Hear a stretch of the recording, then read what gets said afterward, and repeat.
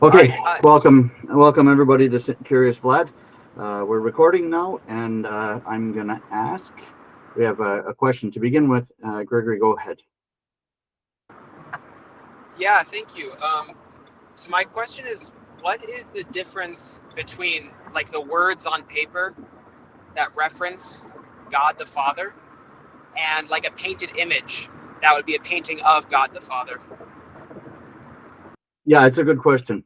So the issue of God the Father being depicted in icons has been sort of an ongoing um, controversy in the church. There was even a council held in Moscow which prohibited the painting of God the Father. And the reason is what has been incarnate, what has existed in the world, can be depicted, and what hasn't cannot be. And this is why, strictly speaking, the quote unquote New Testament Trinity really is an icon of the Lord of Sabaoth. This is the old man in the icon, which is Christ, according to the church. And then there's Jesus Christ, and then there is the Holy Spirit depicted as a dove. So the icon is not really, strictly speaking, theologically sensical. And because it's not possible to depict anyone who's not been incarnate, then God the Father is not depicted in icons. To speak about God the Father in the Scripture, that's completely different. We're not depicting him, trying to picture him when he's never been seen. So words are fine from that point of view, from the church's point of view, but a picture, an icon, should be of someone who's been incarnate. Does that help answer the question? Yeah, that helps. I think from a theological perspective. And then I think that there's also kind of a more philosophical bent to that, and I'm not sure if it really pertains to this, but it's something that interests me. Not that I'm having, I guess, a problem with it, but if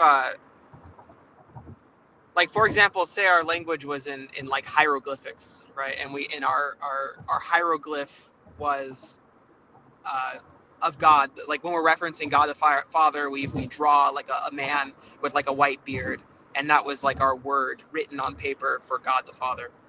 Um, is that different from an icon? And I guess by extension, I guess I'm trying to kind of show how the word itself written on paper, God the Father, like how is that different from an icon, I guess? Yeah, that's a good question. So we should probably talk about what an icon is, and I think that'll answer the question. So, for instance, uh, a painting of a saint with a halo is not an icon unless the saint's name is on it. Isn't that interesting? So, even if it's obvious who it is, that's the name of the saint must be on the icon for it to be a canonical icon. So, if there was a hieroglyph, it wouldn't have, uh, you know, uh, that sort of thing there. Like, this is God the Father. So it would be implied, and we're kind of going to uh, a logical. No, we're not getting to the end of it, but anyway, it would not be, from the church's point of view, uh, something that would be wrong or evil. Of course, if our language was hieroglyphs, then the church probably would have had a pretty big influence on what those hieroglyphs are, I would think. But in any case, it's not. So it's all hypothetical. But yes, that would be okay because there's nothing there that says this is God the Father, even though that's the symbol for him. Okay, thank you. I think uh, the important distinction here is like what we consider an icon versus what isn't an icon, um, and that like if it's just something we're writing to reference God the Father, doesn't necessarily, um, I guess, have any problems theologically. Is that right? Absolutely. Yep, that's absolutely right. I'm going to put into the chat a really an excellent article called the Icon FAQ. There it is. I'll put the link up in 1 second here. It's it's a really good read. It was written for, excuse me, those who are coming to the church from Protestantism, but I think it's really quite useful for all of us, and it's not long. It's relatively short, but it helps us to understand what an icon is, and I think that's really useful. So it talks about, does iconography, you know, violate the second commandment of God and things like that, and why it doesn't. So anyway, it's not long, but I think it's really useful, especially because we often have these conversations with friends. It's a good thing to reference, either for us just to have that information or to share it with others also. Thank you. You're welcome. You're welcome. So a lot of times we wait for people to join, but we were ready with a question right away, so we jumped on it. And we want to welcome everybody and encourage you to either write questions in the chat, where I just put that link to the article about icons, or to raise your hand, and then I'll call upon you, and we can try to answer your question, or admit frankly that we don't know the answer, but we'll find out and get it to everyone. That's also a legitimate answer, and I think that's the first thing they taught us in seminary. If you don't know, don't make it up. Just figure out what it is and then get back to the person, which I've always found to be a very useful and helpful admonition. So while people are thinking about questions, I thought I would briefly reintroduce what we talked about yesterday in the sermon, because I think that by the time we got to the sermon, it was quite late. It was probably already 12:30, and most people's brains had turned off for the day, which is fair, after being in church for that long. But the argument that I was making there is that most of us have a paradigm of our faith, which is very, very much sort of, we've made that decision, and it's a static thing. We don't need to do anything now. We're just sort of sitting in the faith. And I think that because we have adopted that paradigm, we often find ourselves regressing. And that's because I would argue we've adopted the wrong paradigm, that the real paradigm is that our pursuit of the heavenly kingdom is like walking up a very steep mountain. Either we're climbing up or we're sliding down, but there's no staying in place. There's no stasis. And when we're sliding back into the world, which we can call it the world, we can call it paganism. I honestly think that paganism is probably getting more and more accurate, for various reasons, including the two kind of major aspects of paganism, which is slavery and sacrifice, human sacrifice. We have plenty of that going on in our society now, and so to try to say that those things don't exist, I think is really a stretch, given all the abortions that take place in our country, over 1 million last year, and that we're the #1 importer of trafficked humans in the entire world as a country. It's pretty hard for us to say that we don't have slavery and that we don't have human sacrifice. So my argument is that we need to adopt the paradigm of climbing a mountain, and then we'll understand that the reason we slip back sometimes is because we just think that we can stop. We think we can stop and not be striving for God. So anyway, I reintroduced that here just to see if folks would like to have a discussion about that. Maybe not, but maybe. We talked about that at the young adult meeting last night, and actually it was quite a nice discussion that we had.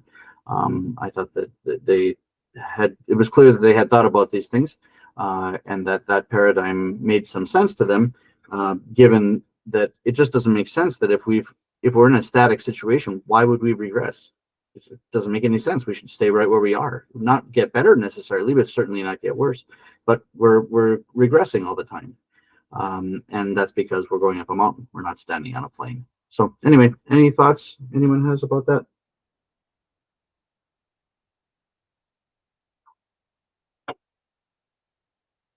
If you agree with me, remain silent. Excellent. Okay, we've got 100% agreement. Other questions that people would like to ask. We had a lot of things happen in these last few weeks. Goodness gracious, we had services every day for 2 weeks. Lots of things happened in Holy Week. Lots of things going on in Bright Week.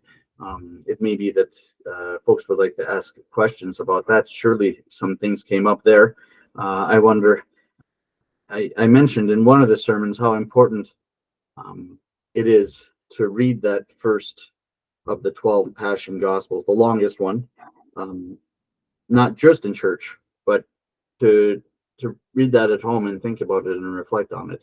It's really a beautiful instruction for us of how it is that we relate to God and how it is that we should be striving to be His children. So I think it's quite useful. Anyway, I could probably find that and get that up also. I wonder if anyone has any questions that they would like to ask as we're doing that.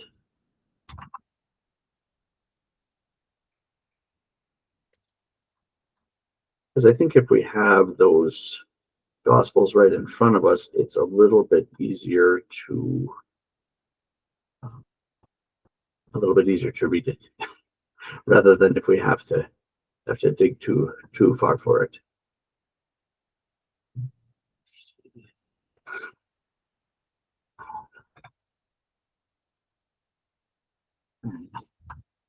Google's fighting me. Passion.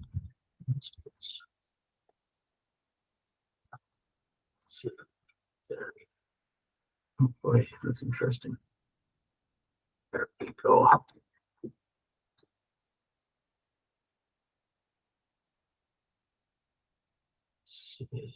That's not helpful.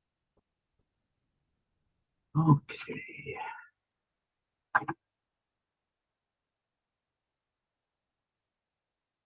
That's funny. I can find plenty of things to sell you the 12 Passion Gospels, but I know I have handouts. I print them.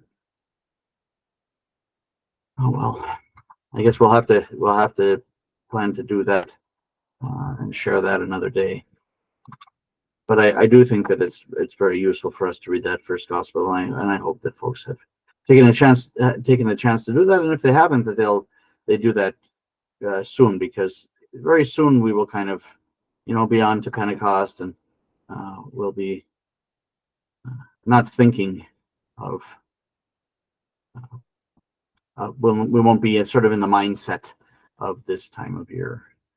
So it's funny that I can't find it. Okay. Anyway, I'm frozen. I think that's why. I should be back.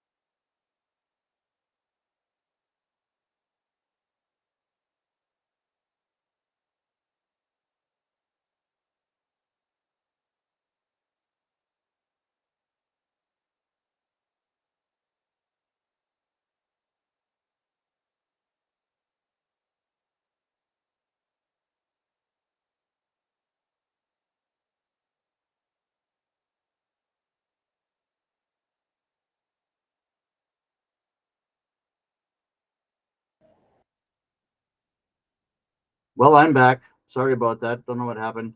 Had some kind of technical problem.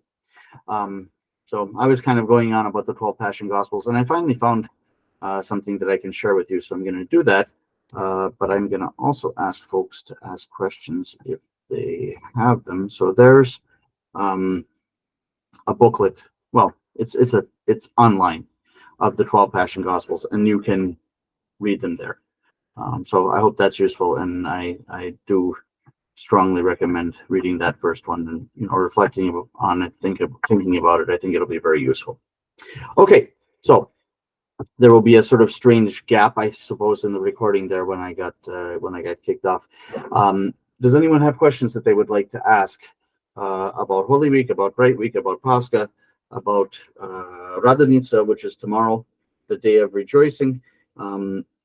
Although tomorrow is the day that traditionally the church visits the those who have passed on before us, the practice in the West has been for a very long time to visit the cemeteries on Thomas Sunday, because Tuesday's a work day. It's just not practical for people to go to the cemetery. We still do that, but we do the vast majority of that on the Thomas Sunday, as we did yesterday. We visited our parish cemetery, and we also went to our old parish cemetery, which is part of Forest Hill Cemetery in Ann Arbor, and visited our founders. And a lot of the people from the original parish here in Ann Arbor, the St. Hilarion parish, that closed after the priest, Father Peter Demet, passed away. Actually, we're going to be raising money for a new gravestone for Father Peter and for his wife, Raisa. Theirs were made from marble, and they were crosses, very pretty, but very fragile, and they were broken. And eventually the cemetery just took them away. So we'll need to do that this year. And so we're looking into getting them. They didn't have any family. They never had children. That was not uncommon, actually, in the immigration, that people didn't have children. Just, the way their lives worked, it just didn't work out for them. But in any case, we'll be doing that this year. You can look for that. We're their family, I guess, since they never had children. We need to take care of their graves. It was good. We went to the young people, the 9 to 12-year-olds and the teens, and we had a nice conversation about the history of our parish through the lives of those people that are buried there at the Forest Hill Cemetery. So does anyone have any questions about that? About our cemetery, about our school, about our new church? I have, I think, interesting information and positive about that I've shared with some people, but I don't know if anybody on the call, maybe, I can't remember. We met with Lima Township Planning Commission in March. They had no serious objections to our plans. They wanted us to put a few more trees on the property, nothing serious. The height of the building, none of that was a problem. So we were really excited about that. We were a little, I don't want to say worried, but slightly concerned. So no issues there.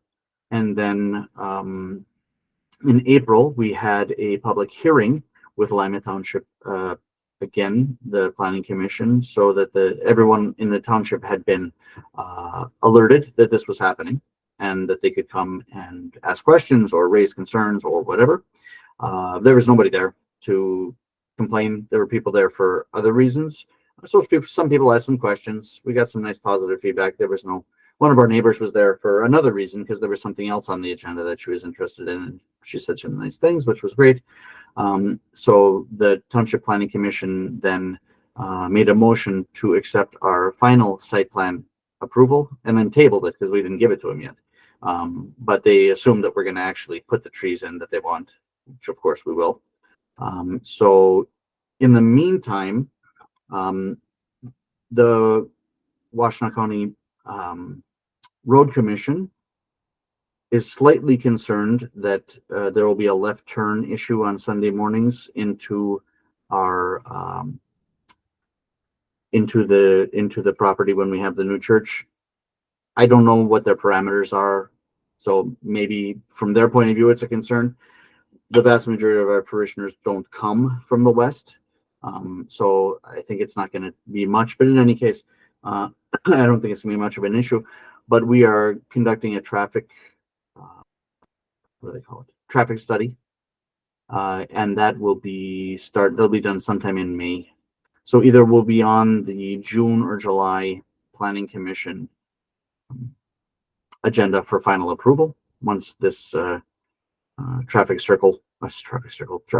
turn lane study is done, and then we expect to be approved. So God willing, we'll be digging in July, and we hope that we will complete all of the foundation and civil engineering work this year, so that right after Pascha 2025 we can begin building the church. So that's the plan. There, of course, many things could go wrong. Man proposes, God disposes. We have to work with the Lord as He sees fit. But this is the way that we see it, and the way that it could work, and we hope that it does. I should also mention that we have a young family meeting this Thursday. I forgot to mention that in the email that went out earlier today, so I'll send out some information, but there'll be a sign-up sheet available. That'll come in email later tonight, probably, because Michael and Euphemia want to invite everyone to the baptism of their Gabriella this Saturday anyway, so I need to send a note about that. All right, that's everything I can think to talk about, except to stress how important it is that we continue to work together to build our school, because when we put sweat equity there, we can put money equity into the next building, because that money will be spent once. It'll either be spent for the school, or it'll be spent for the church, and we can do a lot of work still in the school and save that money for the church, and I hope people will chip in and make that happen. All right, we're 23 minutes into the hour. We started with a question, and we've had nothing since. I assume everyone is still alive, who's following us here. At least I hope. Julia raised her hand. That's great. Would you like to ask your question? Yeah, sorry, I'm pretty distracted with Constantine right now, but my question was about the different opinions on salvation. Like you and I kind of had a short conversation about it, that there's an opinion, like Protestants believe that it's enough to just believe in Jesus Christ and you'll be saved. But there's also like a more extreme opinion that you have to be baptized, obviously, like you have to lead a certain life to be saved, and that like 99% of the people will probably not be saved. So I guess wonder, what do you think? Well, do you know, is there like actually one answer that is like 100% truth, like in the Bible, or I don't know, in the church teachings? Because like you don't want to be in despair, but you also don't want to be like a Protestant believing that you just have to like believe in Jesus Christ and you'll be saved. It's a good question. For us as Orthodox Christians, salvation is essentially transfiguration. It's transformation. It's becoming the child of God. It's not generally an instant, although in the lives of the martyrs, sometimes it does happen in an instant, but that's generally not the way that it works. It's a lifetime of struggle, of repentance, of striving for humility, and striving to live a life according to the gospel and according to the church, which the Lord gave us for our salvation. So short answer is, salvation from an Orthodox point of view is being transformed, being spiritually transformed into the child of God. So it's a process, as is true of a lot of things in our spiritual lives. Like, for instance, forgiveness is also a process. Sometimes, you take my pencil, I forgive you, it's over. But if there's some real hurt there, it takes time, and maybe many times we have to forgive someone in our heart, even if they've asked for forgiveness and we've given it. Nonetheless, it still sometimes takes a long time to get over these things. And salvation for us is living an entire life striving to follow Jesus Christ. And that striving, that living, that working, that joining with him is what salvation is. So, short answer, transfiguration. How we do that is by trying to live an Orthodox life, often being in church, often confessing, communing, making the church something which is important in our life, making the scripture and the word of Christ something which is important in our life and drives what we do and helps us to make our decisions. Praying regularly. Those are all things that lead us to be transformed. So it's the Protestant approach is clear and simple and easy to understand, although it's completely false. So as someone who, I think, Julia, you work in marketing, right? Like, it's a great marketing thing. It's a great marketing slogan. Just believe in Jesus Christ and you'll be saved. That's it. Ours is a little more complicated from a marketing point of view, but it happens to be true. So that we've got that going for us. So I hope that helps to answer it. I hope it does answer it. The Orthodox Church's understanding of salvation is transfiguration. Now, the other part that you mentioned, that many people will not be saved, we just don't know that. We just don't know that. What we know is that Jesus Christ became incarnate and lived and established the church for our salvation. So we know that there's a path to the heavenly kingdom in the church that he created for that very reason. Does that mean that everyone who's not in the church is doomed to hell? We can't say that, because we can't circumscribe God. We can't tell God what he must do. It's up to him what he does. It wouldn't make any sense that, everybody else is just, doesn't matter what they do, doesn't matter what kind of life they live, they're good to go. They didn't end up in the church and therefore they don't have to do anything. It makes no sense. Of course, that's not true. But God is also fair. And so there may be people who really, for whatever reason, can't bring themselves to come to the church. Yet they live lives which are relatively holy for them, because each person is different, right? The Lord knows each person intimately. So I'm not trying to make some kind of wishy-washy argument for universalism or that everyone will be saved. Clearly, that's not true. We choose in this life whether we will spend the next life with God or not with God. Because God will not force us. He gave us free will so we can choose to love him or not. But I don't think we can say that everyone necessarily who's not in the church is damned. We just don't know the answer to that and how the Lord will deal with people who are outside the church. We do know that a lot of the saints talk about things like we shouldn't be overly concerned because God created everyone out of love and he loves them too. And he will give them all the opportunities and guide them as best as he can to salvation, even outside the church. So it's a mystery to us, and we have to be comfortable with that. But I don't think that we should despair that everyone who's not in the Orthodox Church will therefore absolutely be damned. We don't know that, and I would argue that it's probably not true, just as it's not true that everyone will also be saved. Doesn't matter what they do. That doesn't make any sense either. So I hope that's helpful. I have a question of kind of follow-up with what Julia had asked. Go ahead. So I've seen some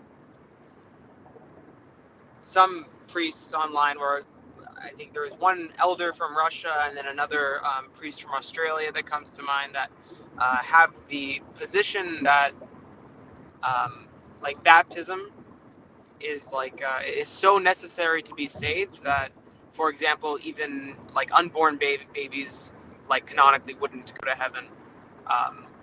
This is, I mean, that's something that I when I was learning about Orthodoxy, being catechized, that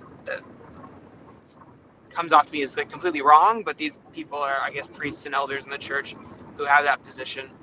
Um, would you be able to say like that position is wrong? Well, I think it's extreme. Because, from a theological point of view, we just can't circumscribe God. You just can't say that it's impossible, because with God all things are possible. It's up to Him. And so I think that people who make absolute statements like that, especially online people, I find that to be highly suspect. So I would argue that we just don't know the answer, and we have to be comfortable with that. People want everything to be black and white, that everything should be yes or no, that everything should be 100% or 0%. That's not the way spiritual life works. And so, since we can't circumscribe God, we can't tell God, you cannot save that person. I mean, can you imagine how pretentious that sounds? And that's essentially what they're saying. So there's a lot of mystery regarding what happens to someone, for instance, a child who's aborted or who's lost in some other way to prenatal death. The church's teaching is that the soul is created with the body, so that the child has a soul. So it seems rather unlikely that 1 million children every year in America are being condemned to hell because their parent decided that they should be aborted. It just doesn't sound right. So we don't know what happens, but we don't know what happens, and we have to be willing to say that, like, we're not sure, and that's okay. We don't have to know how many angels dance on the head of a pin in order to attain the heavenly kingdom. It just doesn't matter to us. We never had a Reformation. We never had a Counter-Reformation. Of course, the church was influenced by scholasticism on some level, but we never had a scholastic movement in the church. So these kind of super specific questions, it's not really orthodox, honestly. Now, if someone asked you, should I be baptized? The answer is yes, of course. Will I be saved without being baptized? Doubt it. Seems very unlikely. Not a good idea. So I know that Father Cosmas is very absolute about a lot of things. I think that his lectures have value, but that sort of absolute approach, it's just not really orthodox completely. So I mean, I don't know him. I've never met him. So I can't say anything about him, what education he has, anything like that. I'm not saying he's a bad guy. I'm just saying that's not really, strictly speaking, the approach that the church has. The church allows that there is more mystery involved in these things, and that we know the path to the heavenly kingdom. It would be extraordinarily unwise for us not to follow that path and depend on something else which seems to be random, from our point of view, because we don't understand. We cannot tell God what he can and cannot do. So that can be taken to an extreme of, like, very heretical universalism, that everyone will just be saved. Again, that's not what I'm saying. I don't know what happens, but I'm to people outside the church, and I'm open to saying that, because that's the church's teaching, is that we don't know. We know that the path to the heavenly kingdom is in the church. Outside the church, we don't know what happens. It's a bad idea. It's not good to try to swim across the Atlantic if you can be in a boat, but you could make it. And we just can't say absolutely something like that people who are not baptized, that they are destined to hell. It's not true. Thank you. You're welcome. Your wife was going to say something when you asked that question. She unmuted, but I know you didn't talk over her to be rude. So I'm going to give her another chance and make sure that you're not in trouble when you get home. I think, Julia, you were going to say something. No, not really. So, I mean, it just gotta be like okay with like not knowing exactly what is gonna happen. So I don't know. I guess I have to come to like being okay with it. So like you know, we have a way, that we know for sure will be how to reach like salvation. So by being in the church and being baptized. But for others, it's kind of like a mystery. And so some people believe that they're not going to be saved, but you believe that, there's probably a mystery. So, those people might be saved.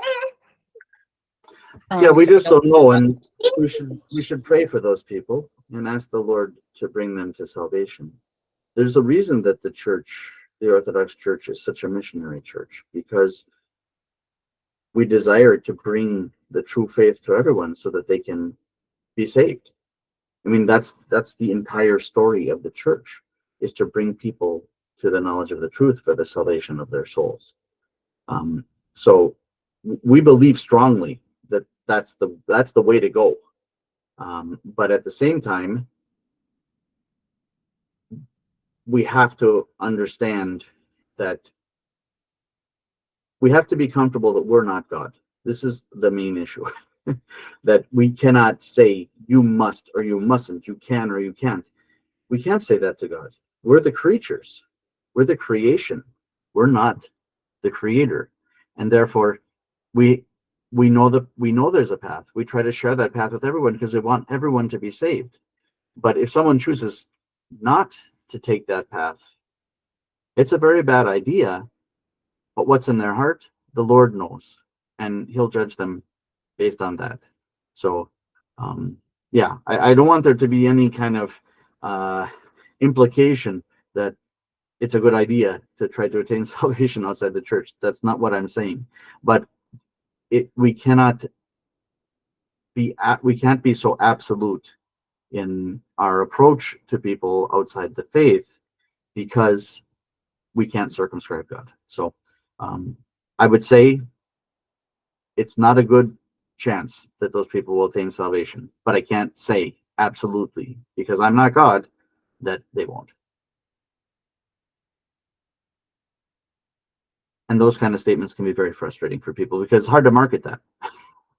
It's very hard to say, okay, you need to think, you need to listen to these words, you need to pray about this, you need to come to a place where you're at peace with a mystery like this. It's much easier to just say nobody can be saved outside the church. And on one hand, that's more or less the way that we live our lives. And that's why the church is so active in trying to bring more people to Christ so that they can be saved. But we have to allow the fact that we can't circumscribe God, and He can do as He wishes, even if we don't understand why He would do that. So I hope that helps. That was not the conversation I thought we were going to have, although it's a perfectly good conversation. I thought people would want to talk about, Pascha and Holy Week and stuff like that. But yeah, that's a very interesting conversation. Any other questions that folks have that they'd like to address as their heads are spinning, trying to figure out all those words that came out of my mouth there? Sorry about that. Anything else that people would like to talk about? Okay, well, we are 40 minutes in, and I think that's probably enough if folks don't have other questions. So we'll give you one more chance, going once and twice and three times. Okay, we will sign off, but I'll say before we do that, tomorrow we will serve the memorial, the 40-day memorial, although it's past 40 days, but the 40th day landed in Bright Week for Father Victor. Trotsky tomorrow at the Cathedral in Ferndale. Liturgy is at 9 o'clock, and then there'll be a memorial, panikida afterwards, and a memorial meal. So this is the day which is known as Radhanica, or the Day of Rejoicing. And it's 10 days after Pascha, but it's really 40 days before Pentecost. And that's why it's on that day. Folks think of it as related more to Pascha, but it's really more related to Pentecost, because if you look at the prayers that we read at the Pentecost Vespers, I'm going to sneeze 1 second. Sorry, I was a scofflaw doing nothing in my yard for 2 weeks because of Holy Week and Bright Week. So today I did a lot, and I probably got some things in my nose. Anyway, if you read the prayers that are read, if you look at the prayers that are read at the kneeling Vespers at Pentecost, those are very much prayers that are not exclusively, but talk a lot about the departed, in our prayers for the departed and their need for our prayers. So anyway, I think sometimes when these prayers are read in church, we hear them and we pick up pieces of them, but at the same time, it's good to read them at home too. And so they're not secret. I won't have time to find those and put them in the chat today, but maybe I'll prepare that for the next time. Even the prayers that the priest reads during the liturgy, which are called secret prayers, quote unquote. It's not secret. It's a bad translation of silent. They're read quietly by the priest, usually silently in our days. But people are allowed to read those, and it can be very interesting to see them, and it can help make the liturgy more. It sort of fulfills the whole part of the liturgy, so people understand everything that's going on. So those are not secret. We don't have secrets in the Orthodox Church. We don't have. We're not Gnostics. There's not some secret information that some people have and that others are not allowed to have. So in any case, that's tomorrow for Father Victor. Thanks, Tim. Yeah, for Father Victor. So if you can't go, please remember him in your prayers and his family. His wife is Ksenia. His kids are Roman, Catherine, and Anastasia. And I know that they would appreciate your prayers. All right, everyone, let's say good night. And we didn't begin with the prayer because we kind of jumped right in right from the get-go. But we'll end with the prayer. And during the Pentecost time, which is between Pascha and Pentecost, these 50 days, is called Pentecost. We usually begin, instead of "O Heavenly King," we sing "Christ is risen" 3 times, and instead of "It is truly meet," we sing "Shine, shine, O New Jerusalem," which is sung in place of "It is truly meet" throughout these days. So we will sing that, and then we will say goodbye. Shine, shine, O New Jerusalem, for the glory of the Lord is risen upon thee. Dance thou and be glad, O Zion, and do thou exalt the most pure Theotokos in the arising of him whom thou didst bear. All right, good night, everyone. Christ is risen.